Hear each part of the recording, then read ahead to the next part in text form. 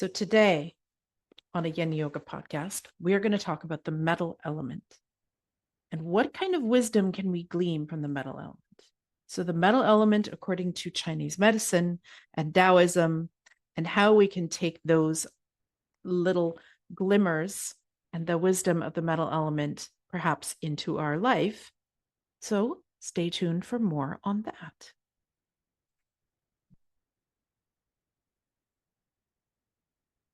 Hello, my friends. If you are new around here, welcome to a Yin Yoga podcast. If, however, you are a familiar, welcome back, my friends. We are going to talk about the metal element. We're going to do an overview of the metal element. I did do another episode last season, last time we were in the fall. So if you are listening live and you're in the Northern Hemisphere, we're in fall right now, or autumn.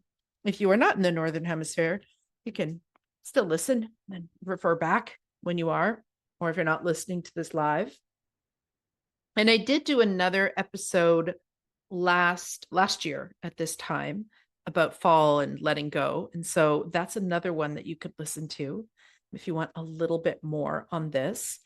But I wanted to do a bit more of an overview on the metal element. I know there's so many of you out there.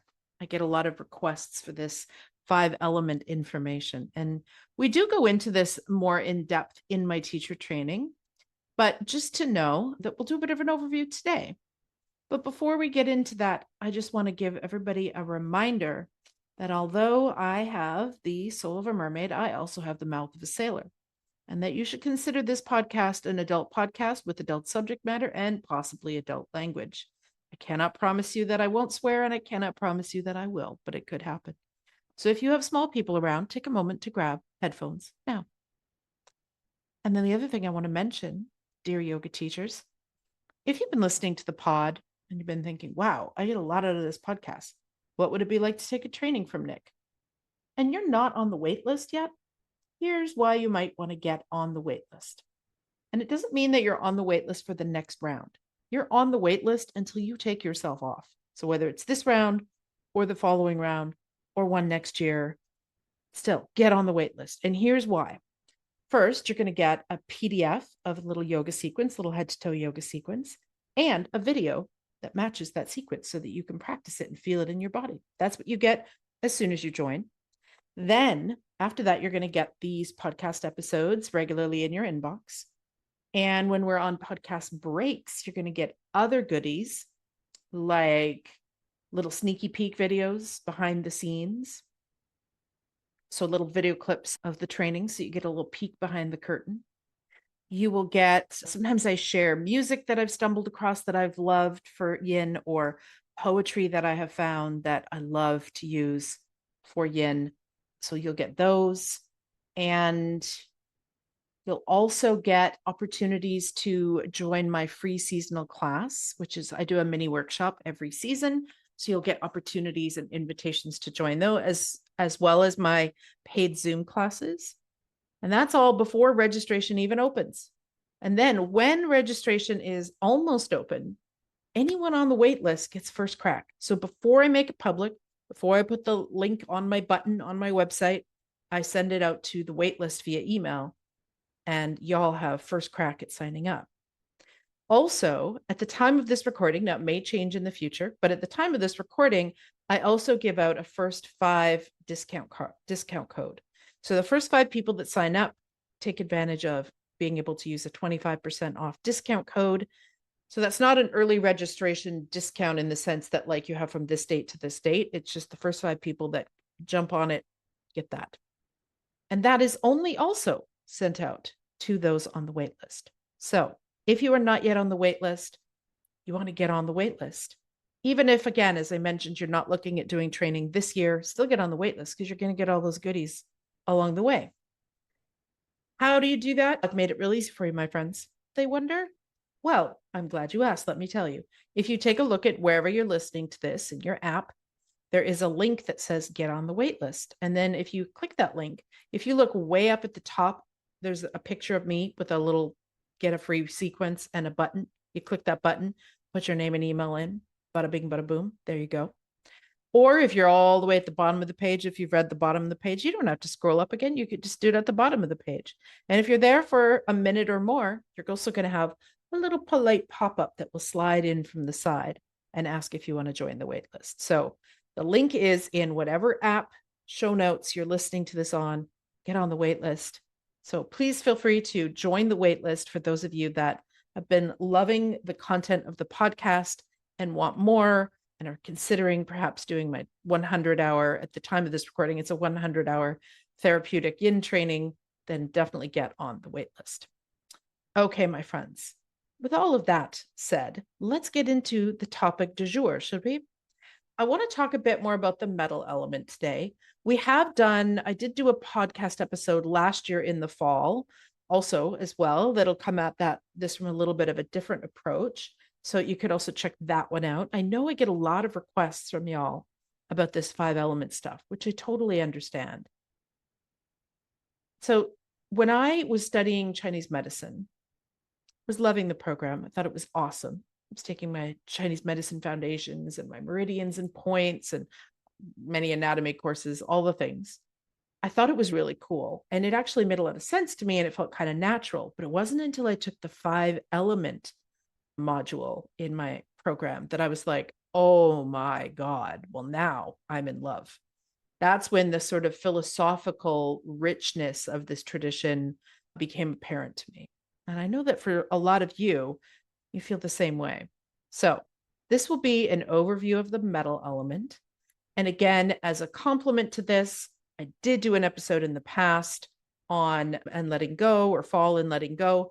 And if you're ever looking for the old episodes, rather than trying to scroll through your podcast app, that takes a long time, also in your episode notes, you will see a little link that says see all episodes at a glance. That is just a simple Google Doc. When you click on it, it will show you all of the episodes I've done from season 1 onwards, and it just links you back to my website so that you can listen to it on my website. Or if you would rather listen to it on Spotify from my website, there is the ability, when you look at the player, there's often a little plus sign that you can click to add it to your episode list. Now, there is no easy way to do that on Apple, but again, you can listen to it right there on my website in the player. And you can find all of those by looking in the see all episodes at a glance. So I have done another episode on fall and letting go. I've also done 5-element overview episodes. So if this kind of information really kind of gets you excited, you could check those out.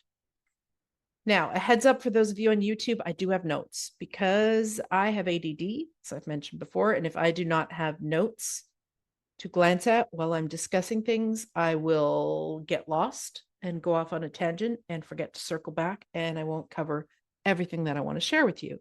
So please know I have some notes here that I'll be looking at. So if you see my eye contact moving from being directly looking at you to moving around a little bit, that's because I'm checking out my notes. Okay, friends, let's do it, shall we? Here we go. New yin, fall vibes, and tuning into the metal element. So as we move into fall, we are entering what in Chinese medicine is the metal season. So in Chinese medicine, there are actually 5 elements, and they are different than the Indian elements. So we have fire, metal, water, wood, and earth. So 5. So different than the Indian tradition of Ayurveda. So as we move into fall, we're entering this metal season, according to Chinese medicine. And we can think of metal like a well-crafted blade, strong and sharp, but also capable of being shaped and refined. So metal heated can be poured into molds. Also, metal can bend. So it's strong and sharp, but also capable of being reshaped and refined. This is a quote by Worsley from the book, The 5 Elements and Their Officials.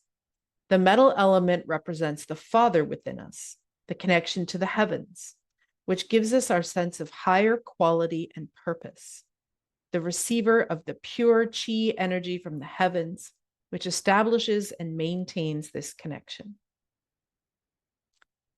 Metal is the time of new yin.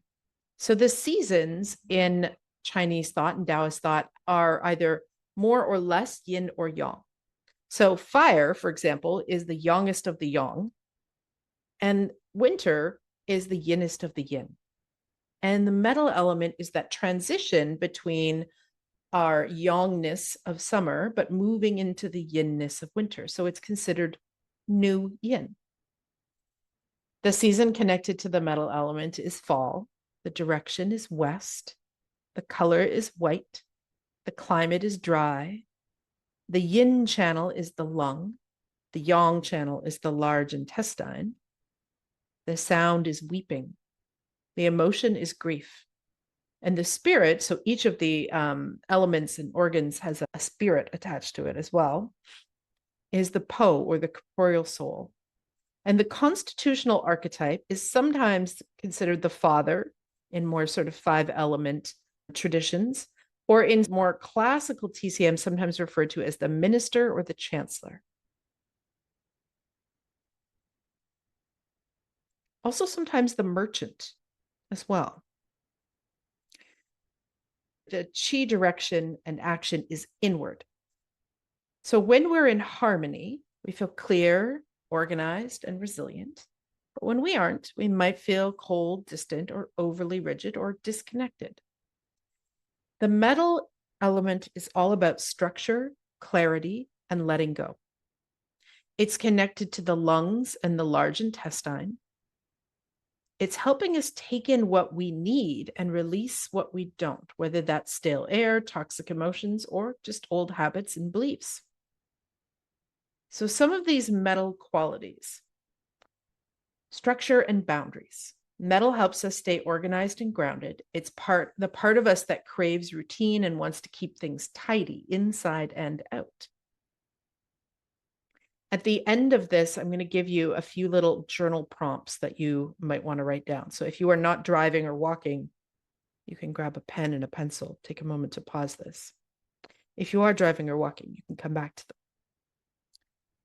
Refinement and release. Just like metal gets purified in fire, we too can refine our thoughts and our emotions, especially by letting go of what no longer serves us, which is the big theme of the metal time of year and fall, is letting go of what we no longer need, what isn't serving us, to make space for the things that we're going to plant in the spring. Strength and flexibility. So metal is solid, but it bends under pressure without breaking, and can be melted down and reshaped and adapted. Connection and inspiration. So the lungs breathe in the world around us physically and energetically, and this is where our sense of inspiration can come from. And this can be a season to connect to a bigger sense of purpose. Grief and healing.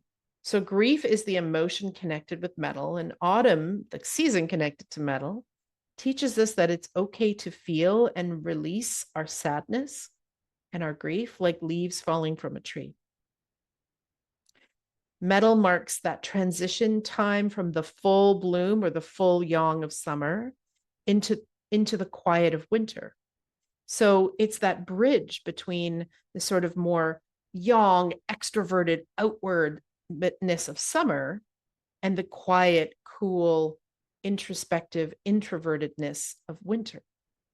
So it is the perfect time to pause and do a little emotional and physical decluttering. Just take the time to look around you and go, what is not serving me physically, mentally, emotionally, and to clear that out so that when you go into the winter, which is that time of deep reflection, then you have space to then in the spring plant new things.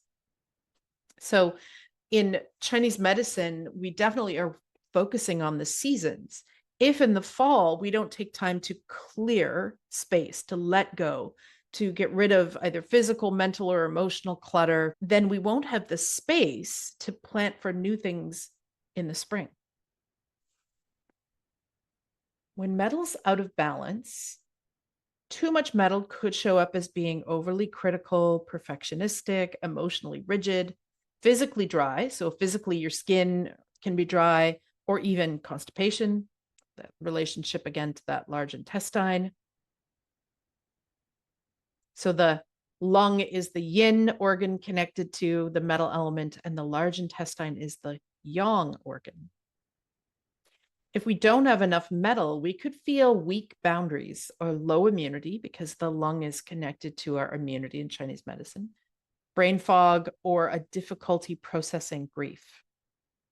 Now, I want to say, I just said a difficulty processing grief. Grief isn't easy for anyone, anytime, ever, period, full stop, the end.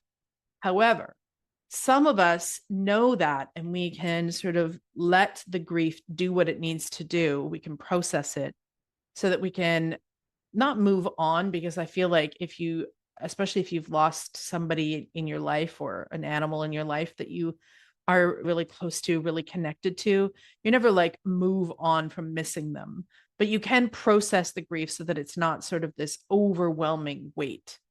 When we don't process grief, then that can lead to other mental and emotional issues later on. So the lungs house the Po, which is your corporeal soul. Your corporeal soul is attached to your physical body and linked to your breathing. The Po is responsible for psychic protection, as well as your ability to ward off infection. Again, I mentioned that the lungs are connected to our defensive qi in Chinese medicine. Not only are the lungs considered a fragile organ because they are vulnerable to colds and coughs, but also on a mental and spiritual level, we can be fragile. The Po gives us this protection on a mental and spiritual level. If we have strong lung qi, we can protect ourselves.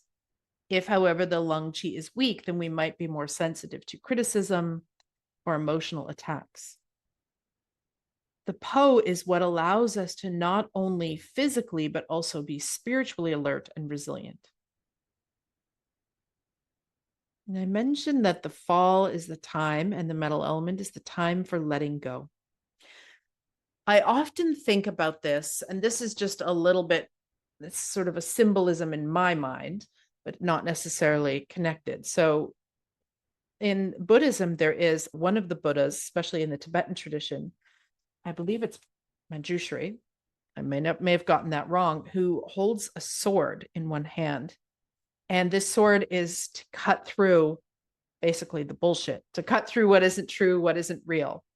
And so I often think of that visual when I'm thinking of the metal element. So on a metaphysical level and a physical level, the large intestine is responsible for letting go of what's not needed. So even though I mentioned that the father or the chancellor or the minister is connected to this in classical TCM, also an analogy for the large intestine is the merchant. Merchants know the value of things because a merchant's success depends on their ability to choose the right things people want and need, as well as to eliminate what is old or unnecessary. So if a merchant has a healthy business, there won't be an accumulation of junk in their merchant shop. And what will be found there will be of highest quality and impeccably fresh and clean. So if there's a disharmony in the large intestine, we could experience difficulty letting go and releasing physically, but also mentally and emotionally, as well as grief, self-sabotage, control, stubbornness, compulsiveness, confusion, rigidity, guilt, regret, hanging on, or conversely, disposing of the things that people really need. So when the metal element in a person is in disharmony, there could be two extremes of how that could show up that we will be very familiar with culturally, most of us. So two modern day examples of large intestine disharmony are the two extremes of either total minimalism or hoarding. So letting go of so many things that you actually don't have the basics that you need to live, or you have to rebuy them. Someone in my life does this when her metal element is in disharmony, which is often. she tends to get rid and purge of so many things that then she ends up rebuying them. Or she moves a lot. And so then when she moves into a new place, she gets rid of a bunch of stuff. And then a year later moves into a different place and needs to repurchase it. So that's minimalist, or that purging and getting rid of, letting go of, taken to a little bit too far. And then there's the opposite extreme, which is hoarding, an inability to let anything go. And here's a quote that I enjoy by Lao Tzu: by letting go, it all gets done. So some of the themes for the metal element are purging, getting rid of what's not working, clearing, and making space. So this can be your stuff. This could be habits. This could be relationships. This could be mental and emotional things that you want to let go of, especially for you if you were if there's some grief that's been lingering that you haven't processed. This might be a good time of year to get some support, perhaps with a therapist or a counselor to help to work through that grief, or a support group. So this is the time of year of letting go, clearing, cleaning out what doesn't work for us, what doesn't serve us, what isn't necessary, so that in the winter, we can get reflective, we can go inward, we can decide what it is that we want, what we need, etc., so that in the spring, we can plant new seeds.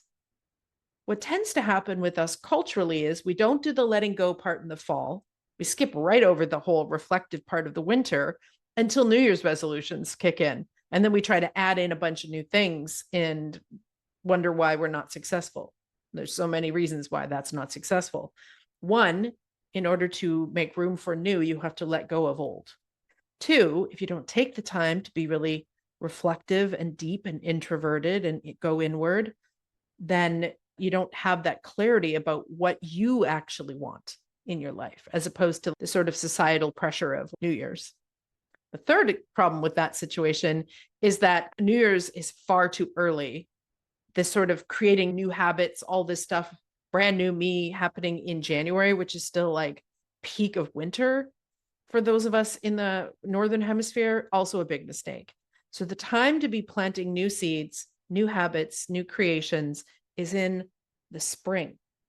But we can't do that if we haven't let go in the fall, because we won't have any space, or taken the winter to rest and reflect, so that in the spring we can plant these new things that we want. So that's a couple of things to think about with this time of year.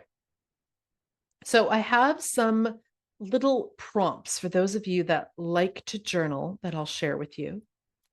So if you're not, again, in a place where you can journal, you can just download this and keep it and come back to it. So here are some journal prompts that you might want to explore this fall.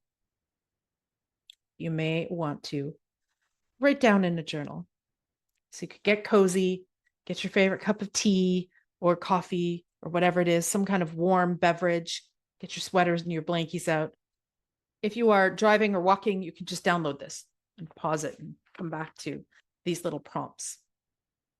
So here are some journal prompts that you could use.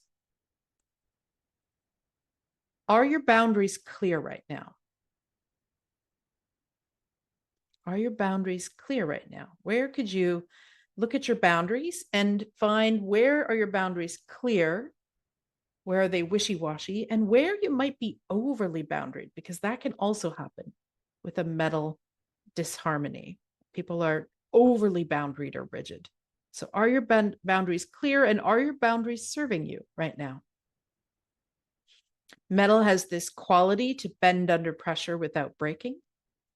Can you stay strong and steady and adapt to change? Or how can you stay strong and steady, but also adapt to change?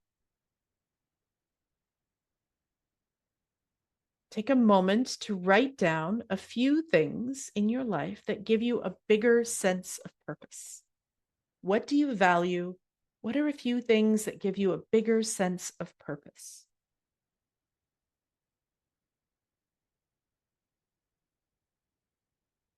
It's a great time to pause, to reflect.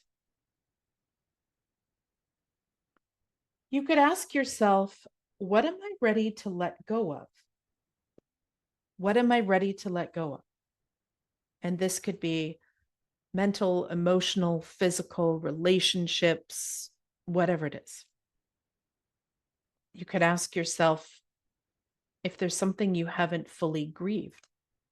And if so, maybe you could do some grief work over the fall, whether that's with a counselor or just reading really good books on grief, or maybe in a support group if you've got some grieving that needs to process. Where do I need more structure in my life? Where do I need more structure in my life? And where do I need more softness?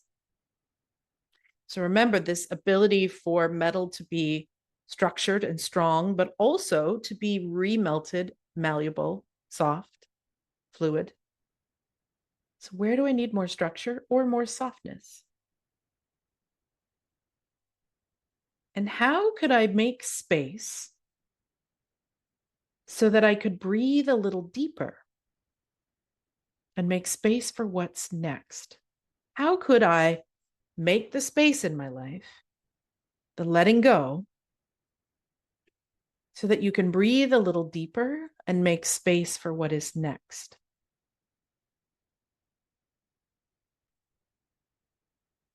So, my friends, I hope that you enjoyed this kind of overview of metal. I know that I get a lot of great feedback about these sort of 5 element episodes. So hopefully this tickled your 5 element nerdy brain a little bit, if it's one of you, those of you who love this kind of information. And remember, I did do another one on letting go for fall. That might be another one to check out if you're listening to this live and you really like this kind of fall metal theme. You could check that one out. I have also done a 5 element overview. I have also done winter episodes, summer episodes. You get the idea. All of those can be found when you click that document that says see all episodes at a glance. And you can see them all. You could check those out if this kind of information is good for you. So overall, I think in closing, let's take a moment to just check in with yourself and maybe pull out your calendar, since it is fall, and schedule in some time to do some letting go, some clearing. Now, I do this every year in the fall. I've mentioned this before in that other episode, where I go through my stuff and anything that I haven't used in the last year or that I don't love or don't need, I let go of. So if I need it, but I don't love it, I'm going to keep it. Like underwear, don't really love underwear, but you need underwear, so I keep it, right? I keep anything that I absolutely love. So anything in my home that I look at and it brings a smile to my face, that gets kept. But anything that has just sort of been there for a long time, didn't even really remember I had it, I'm going to go through and purge. So for me personally, you may have a different zone. I always go through clothing and books. Books are my weakness, I must say. I have more books on my shelves right now than I have years probably left in my life to read them all, unless someone's going to pay me to be a full-time book reader. Anyone want to pay me for that? Please let me know. So I go through my books every year around this time of year, and I either get rid of the books that maybe when I bought them at the time, I was really into what they were about. But now as I've grown and changed, I'm like, oh, that's still on my shelf. Not really interested in reading that actually. So I'll take them to a used bookstore. Or if I've already read the book. Now I do keep some books that I've already read because I know I'm going to refer back to them. Of course, I'll keep those. But I go through my books, and that is hard for me, actually. Books are my, as I said, my weakness. My other weakness is bags and purses. So every year I go through, I put them all on the bed. I used to have a very different lifestyle. I used to be a hairstylist who only needed to carry small, cute bags. And because I always bought my lunch out and was just going to the salon and back, and I didn't need a backpack. And so I still every year will go through some of the bags and purses that I have from my former life, which even though it was a long time ago, I have trouble letting go of some of them because they're amazing and cute and in great shape. And also, sadly, personal note, the consignment store that used to live here in the city, shout out to Duchess and Duke. who I miss oh so much, that used to take a lot of my stuff and sell it for me, closed down as a COVID casualty. So now I have these really cute bags that are in amazing shape. And I'm like, what am I going to do with these? But every year I put them out on the bed, I narrow it down, I bring in my partner for emotional support, and I say, okay, which one of these 5 should I keep and which ones need to go? So I'm sure everybody's got something. Some of you are collectors of something. So for me, it's books and bags. For you, it might be something else. I also do go through my clothing and just look at anything I haven't worn that I don't love. If I haven't worn it, but it's because it's super dressy, like something I would wear to a wedding or a big event, and I haven't gone to one, well, I'll keep it. But if it's just something that's like, do I need that many sweaters? Actually, do I always wear the same ones? Maybe I can get rid of a few things. So it's a good time of year to go through your clothing, books, anything else that you collect, your kitchen stuff, what you know for yourself, what you tend to collect more of than you need, and to go through those things and get rid of some things. Also, habits, beliefs that no longer serve you, that you could let go of. So take some time for some journaling, relationships, perhaps. Now, I do want to say, speaking of me getting rid of books, this is the book I'm not getting rid of, that if you want a bit more, if you love, we did do a podcast with Stephanie Nosko, Follow Your Tao. Here is the book if you're watching on YouTube. We have done an interview with her. And I would say that if you want to learn more about this sort of 5 element stuff, this is a great book to get. Again, it's called Follow Your Tao. It's by Stephanie Nosko. We did do an interview with her, so you can listen to her talk about it. But it's a really good book, not only because it gives you some great nuggets about the elements and the seasons and the physical and the mental and the emotional stuff, but also in a way that is totally easy to understand and read. And the book is beautiful. I'm not an affiliate. Stephanie did not pay me to say this. I just love this little book. So if you really want to nerd out a little bit more about this kind of stuff, that is a book that you could check out. Follow Your Tao, A Simple Guide to Balancing Your Energy for Inner Harmony by Stephanie Nosko. Yeah, and take advantage of some of those journal prompts. Take the time in the fall to clear space, so that in winter we can do the sort of soul excavating reflection, looking inward that we need to do in the winter, so that we can plant seeds in the spring. If you jump right to planting seeds, new habits, new things, but you haven't cleared space in fall, you don't have any room for them. This is why everyone, first of all, they plant their New Year's resolutions way too soon. The Chinese New Year would be a better place to make New Year's resolutions than our Western one. So that's problem number 1. They're in the middle of the reflection, cultivating that inward awareness time of year, and they're trying to create new habits. But the other problem is that people have trouble in implementing change, is that they're delusional as to how much time and space they have in their life. And they haven't done the clearing and the purging in the fall to make space for the new. So with that, I think that's probably enough of me rambling on about the metal element. I would love to hear back from some of you who love this sort of Chinese medicine and Taoist and 5 element stuff, what you thought of today's episode. Here are a few ways that you can leave me some feedback. 1, you could rate the podcast. Give me 5 stars somewhere, Spotify or Apple, if you love the show. You can also leave on Apple, you can leave a written review. So you can let me know what you thought of this episode or any of the episodes. And on Spotify, you could leave comments now. So you could leave me a comment. If you are watching this on YouTube, leave me a comment below the video. And if you're not watching it on any of those, or if you're on Apple and you want to leave me some general information or comments, just find me on Instagram at Nick Danu Yoga or at Yin Yoga Podcast and let me know. All right, my friends, that's it for today. Until we meet again, bye for now.